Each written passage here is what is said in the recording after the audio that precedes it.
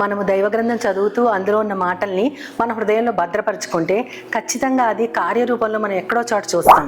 అలాంటి ఒక వాక్యం సంఖ్యాకాండంలో నాకు కనపడింది. అదేంటంటే, నా నామము ఉచ్చరించటం వలన నేను వారిని ఆశీర్వదించేదను. నా నామం ఉచ్చరించడం వల్ల నేను వారిని ఆశీర్వదించేదను అంటే, దేవుని నామాన్ని మనం ఎప్పుడు మనసులో పెట్టుకోవాలి, దాన్ని మర్చిపోకుండా ప్రతి పరిస్థితిలో ఆయన సహాయం వేడుకోవాలి అన్నంత వరకు మాత్రమే నాకు తెలుసు. అయితే ఇటీవల కాలంలో ఒక నిజ సంఘటన ఎక్కడో ఒక ట్రైబల్ ఏరియాలో జరిగింది. ఒక పాస్టర్ గారు రాస్తూ ఆయన ఒక ఆర్టికల్ పోస్ట్ చేసినప్పుడు, రకరకాల పత్రికలు చదువుతా ఉన్నప్పుడు అది నాకు కనపడింది. అది ఖచ్చితంగా అందులో నెరవేరిందని నేను చాలా ఆశ్చర్యపోయాను. అతను చాలా చిన్న పాస్టర్ గారు, అంటే చాలా యవ్వనుడు అనమాట, ఒక 25 ఏళ్ళు అలా ఉంటాయి. అతను ఒక ట్రైబల్ ఏరియాలో సేవకి వెళ్ళినప్పుడు అక్కడ ఆ గ్రామ పెద్ద బాగా జబ్బు పడతాడు. అయితే అతను చివరి స్టేజ్కి వచ్చేస్తారు. ఇంకా అతను బాగా మంచం మీద పడుకుని బాగా మూలుగుతూ ఉంటాడు.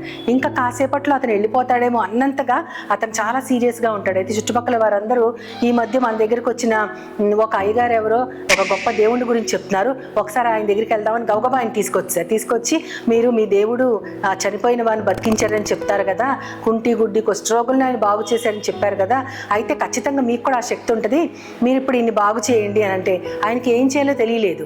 అయితే వీళ్ళందరూ చాలా కోపంగా చాలా ఆతృతగా చూస్తూ ఉంటారు, ఈ గ్రామ పెద్దను బతికించకపోతాడా ఈయనని. అయితే ఆయనకి ఏం చేయాలో తోచక, ఏసయ్యా నీ నామానికి ఘనత కలుగును, ఏసయ్యా నువ్వే గొప్పవాడివి, ఏసయ్యా నీదే గొప్ప నామం అనుకుంటా ఆ నామాన్ని ఉచ్చరించుకుంటూ ఆ బెడ్ చుట్టూత తిరుగుతూ ఉంటాడు. ఆయనతో పాటు అదేంటో తెలియకపోయినా ఒక రిథమిక్గా ఉందని ఆ ట్రైబ్ వాళ్ళందరూ కూడా ఆయనతో పాటు తిరుగుతూ ఉంటారు. చాలాసేపు అయిన తర్వాత ఒక అరగంట అయిన తర్వాత చూస్తే మంచం మీద అతను జబ్బు పడిన అతను గ్రామ పెద్ద ఉండడు.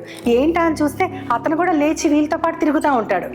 అసలు ఇతను ఇలాగా చనిపోయే వ్యక్తి ఎలా లేచాడు, ఎలా తిరుగుతున్నాడు అంటే, అతను మామూలుగా కూర్చొని అందరిలాగే సేద తీరుతూ ఉంటాడు వీళ్ళందరితో పాటు. అది ఆయన రాస్తూ, ఇది ఒక గొప్ప అద్భుతం, నిజంగా ఆ రోజు దేవుడు గనక ఆయన నామాన్ని బట్టి అతన్ని బతికించకపోతే నా ప్రాణాలు కూడా పోయేవి, దేవుని యొక్క గొప్ప శక్తి అక్కడ ఆ కార్యంలో కనపడింది అని ఆయన చెప్పినప్పుడు నాకు ఇది గుర్తొచ్చింది. నిజమే కదా, నా నామాన్ని ఉచ్చరించడం వలన నేను వారిని ఆశీర్వదించదను అనేది అక్కడ లిటరల్గా ఖచ్చితంగా కార్యరూపంలో కనపడింది.